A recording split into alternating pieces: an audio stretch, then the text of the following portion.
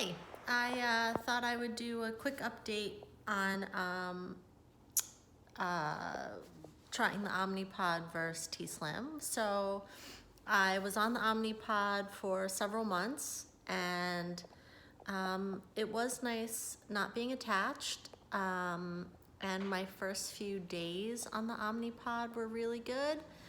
However, ultimately, I made the decision to go with the T-Slim. What I found with the Omnipod is that on days that I exercised or had a lot of activity, similar to the Medtronic, the following day I would run really high because I feel like the algorithm was changing, and it would just expect that, the next day I would also, be running a lot or have a lot of activity, so it would decrease the amount of insulin. I also found on the Omnipod that I had a lot more unexplained highs. I feel like the T-Slim's algorithm, again, for me and my body, is just so much better. The fact that it resets and does everything in sort of real time and doesn't try to find these patterns works a lot better for me because, yeah, especially if you exercise a lot, if you take a day off, I don't want to be running crazy high that full day. The other thing that I like about the T-Slim is, even though, and I was kind of surprised by this, I was really looking forward to not having a wire, but I found it just as cumbersome to, and if not more, to always be carrying my cell phone and then the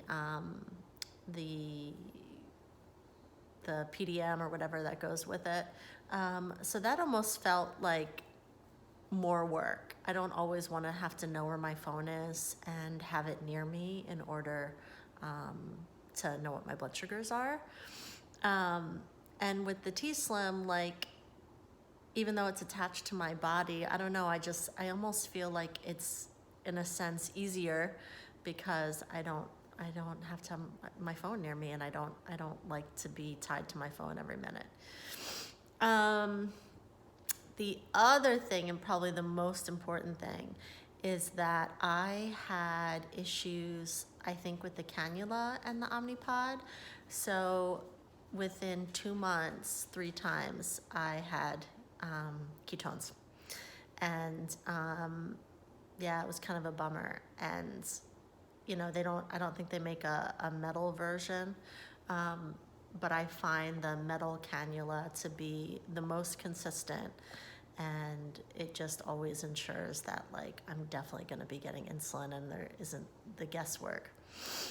And then finally, if you do have a site issue with the T-Slim, you can just change the site. I can just keep everything the same and then just change the little cannula part, and I'm good to go. With the Omnipod, you're throwing out 120 units, if not more, of insulin when something's not working. And maybe there are hacks around this, but the biggest part for me was the activity, and it not being consistent. All right, so that's pretty much it. My final decision, the most ease, I think, for me, is having the T-Slim, and I'm really grateful for the technology. I think it definitely works better than anything else out there.